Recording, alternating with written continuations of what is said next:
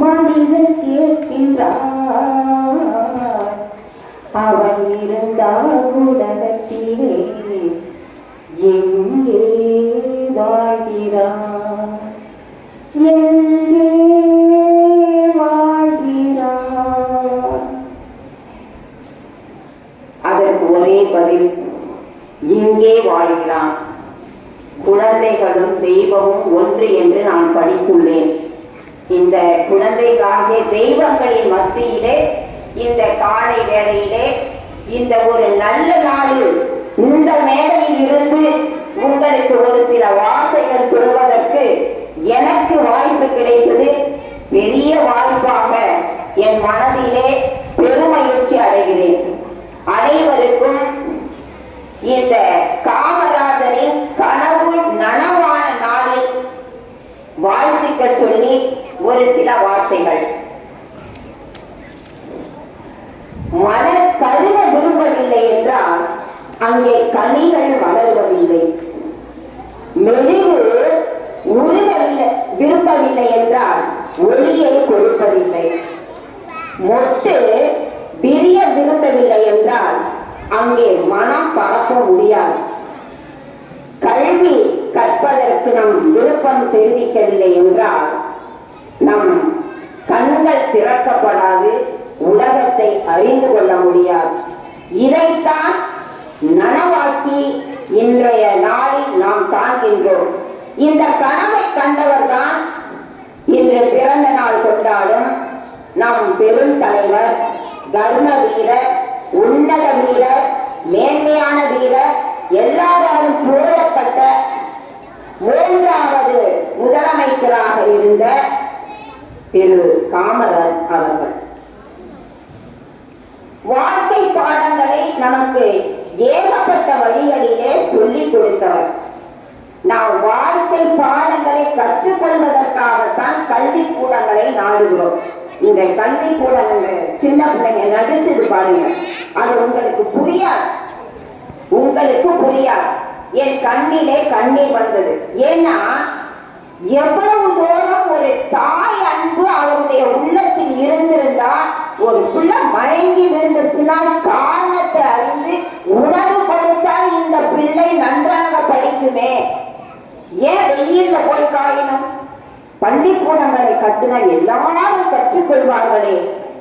அறிவுதானே நமக்கு கடலாக வேண்டியது, அறிவுதானே வாழ்க்கை பாதையை காட்டக்கூடியது, அறிவுதானே நம்மை வாழ்வில் உயர வைப்பது என்று எவ்வளவு ஒரு ஆழ்ந்த அன்பு அவருடைய உள்ளத்திலே இருப்பதை நான் மீண்டும் இதை நினைப்பூட்டுதல் தான். இந்த சின்ன நாடகம் தான் வாழ்க்கைக்கு நமக்கு நினைப்பூட்டுதல். நமக்கு நிறைய காரியங்கள் தெரியலாம், அதை நினைக்கும் பொழுது எவ்வளவு ஒரு பெரிய காரியம். நான் பிச்சை எடுத்தாவது, இன்னைக்கு நம்ம பிச்சைக்காரனா பையன் அப்படின்றோம்.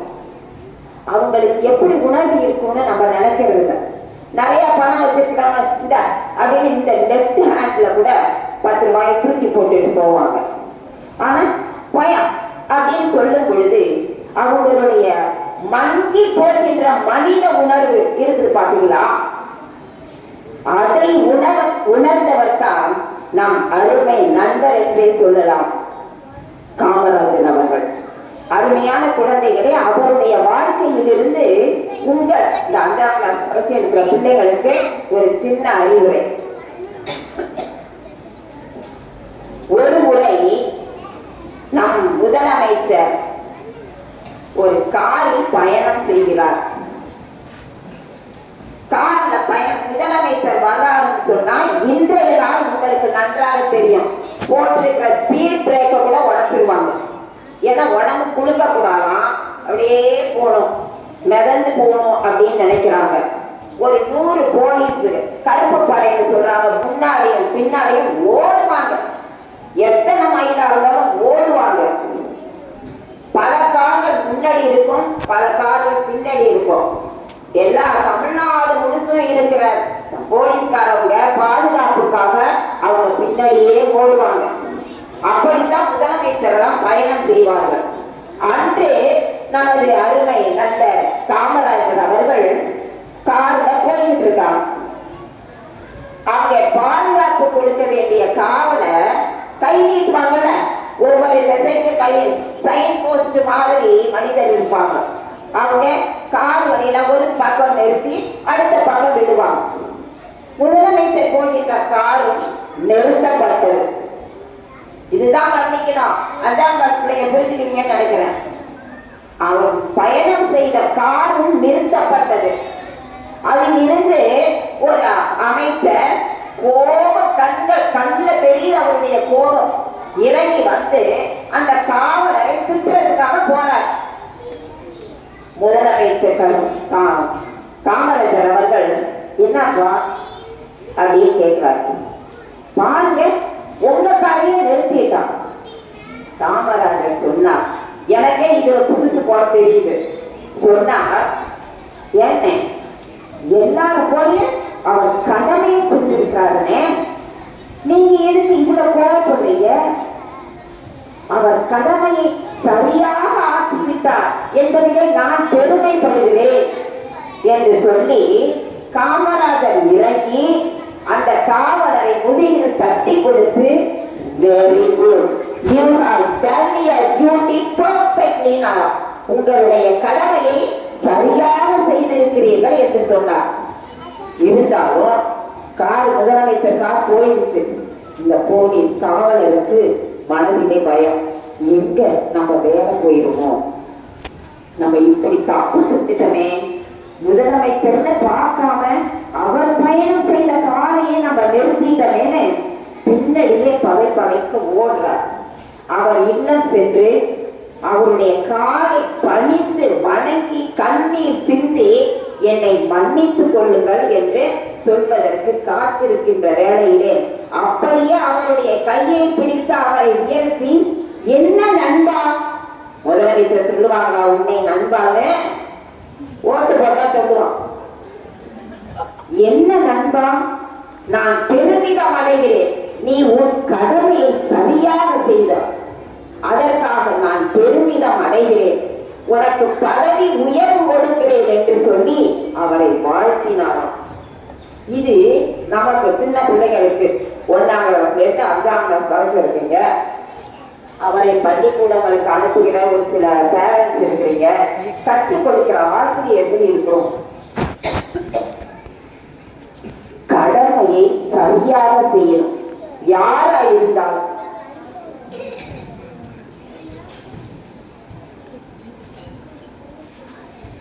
நாம் செய்ய வேண்டிய கடமையை எந்த நேரமும் எந்த நாளிலும் எப்பேற்பட்ட பட்டங்களை பெற்றாலும் பதவியில் உயர்ந்தாலும் மறக்க நேர்ந்தாலும் சரியாக செய்வோமானால் நாம் தான் உயர்ந்தவர்கள்.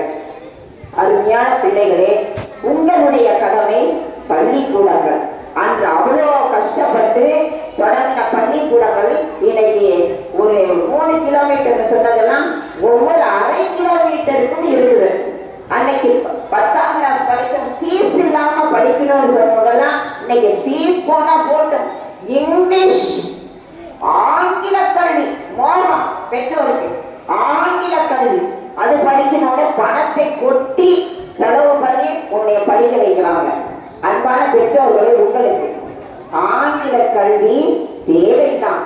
மற்றவர்களோடு நாம் பழகுவதற்கு, எல்லோரோடும் நம்முடைய பழக்கத்தை ஏற்படுத்திக் கொள்வதற்கு ஆங்கிலம் படிக்க வேண்டும்.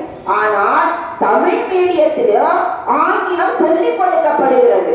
நாம் தமிழை போற்றுகிறோம், தமிழ்நாட்டில் இருக்கிறோம், தமிழ் வாழ்வு என்று உறக்க சொல்கிறோம், தமிழ் தாய் வாழ்க்கை பாடுகிறோம், தமிழை தாயே என்று சொல்லுகிறோம். அவரை மறந்து ஆங்கிலத்திற்கு போகக்கூடாது. இங்கேயே ஆங்கிலம், இது போல தமிழ் மீடியத்திலேயே ஆங்கிலம் இருக்குது. அந்த அறிவு நமக்கு இருந்தால் போது ஆங்கிலத்தை பொறுத்த வரைக்கும் அதில் படித்தவர்கள் தான் மேதைகளாக இருக்கிறார்கள், விஞ்ஞானிகளாக இருக்கிறார்கள், விமான ஓட்டிகளாக இருக்கிறார்கள். விமானத்தில் சென்று மேலே உயர்ந்து பறந்து அங்கே தங்கி பெரிய பெரிய சாதனைகளை படைக்கிறார்கள். தமிழ் மீடியத்துல அருமையா நம்முடைய தமிழ் மொழியை நன்றாக கற்க வேண்டும் என்றுதான் கர்வ வீரர் காமராஜர் அவர்கள் விரும்பினார்கள். அதை போல நீங்கள் எல்லாம் வருகிறீர்கள். அவரை போலவே கடமை உள்ளவர்களாக உங்கள் கடமை படிப்பது, ஹோம்வொர்க் செய்வது, வீட்டு பாடங்களை சரியாக செய்வது, மனப்பாடம் செய்வது, தவறாமல் பள்ளிக்கு வருவது, ஆசிரியர்களுக்கும் பெற்றோர்களுக்கும் நீங்கள் படித்து இருப்பது. சொல்றதை கேட்கணும். போமா, நான் போக மாட்டேன். நான் மரியாதை இல்லாம பேசுறது இப்பதான் அது ஒரு ஸ்டைல் நினைச்சுக்கிட்டாங்க. அதை பார்த்து பெற்றோர்களும் சிரிக்கிறீங்க. நீ வாமா, என்ன வாமா, வாங்கம்மா, இல்லம்மா, செய்யறேம்மா அப்படின்னு பழகி கொடுக்கணும். மரியாதையை இங்கு கற்றுத்தரும் பொழுது அதை போல பழகுவதற்கு வீட்டிலே பெற்றோர்கள் உறுதுணையாக இருக்க வேண்டும். அவர்கள் கடமையை அவர்களே செய்யணும். வீட்டு பாடம் இருக்குதா, உட்கார்ந்து செய்ய, செய்து முடிச்சுட்டு போங்க என்று நாம் தான் பெற்றோர்கள் வீட்டில பிள்ளைகளை அவர்களுக்கு கற்றுக் கொடுக்க வேண்டும், செய்வதற்கு உறுதுணையாக இருக்க வேண்டும். நினைச்சா வீட்டுக்கு பள்ளிக்கூடத்துக்கு வரமாட்டேன், இன்னைக்கு நான் போனேன்னா சரிடா தலை வலிக்குது இவங்களே சொல்லுவாங்க பெற்றோர். சில பெற்றோர் தலை வலிக்கிறாப்புல இருக்கா பட்டுக்கோ. எப்படி பள்ளிக்கூடம்? தவறாமல் பள்ளிக்கு செல்ல வேண்டும், தவறாமல் வீட்டு பாடங்களை செய்ய வேண்டும், தவறாமல் பாடங்களை படிக்க வேண்டும். இப்படித்தான் எல்லா கடமைகளையும் சரியாக செய்யும் பொழுது உங்கள் வாழ்க்கை காமராஜர் விரும்பிய வாழ்வு உயர்ந்து நிற்க வாழ்த்துகிறேன். மீண்டுமாக சொல்கிறேன், வாழ்க்கையை கற்றுக் கொடுத்தால் நாம் எப்படி வாழ வேண்டும் என்று அதை வாழ்வது நம் கையில் இருக்கிறது. உங்களை போல சிறு பிள்ளைகள் கையில் இருக்கிறது, உங்களை வளர்க்கக்கூடிய பெற்றோர்கள் கையிலே இருக்கிறது, கற்றுக் கொடுக்கக்கூடிய ஆசிரியர்கள் கையிலே இருக்கிறது. அனைவரும் ஒட்டுமொத்தமாக இணைந்து வாழ்வில் வெற்றி பெறுவோம், அவருடைய கனவை நனவாக்கி நாம் வாழ்வில் உயர்வோம் என்று சொல்லி வாழ்வழித்த உங்கள் அனைவருக்கும் நன்றி கூறி விடைபெறுகிறேன். நன்றி.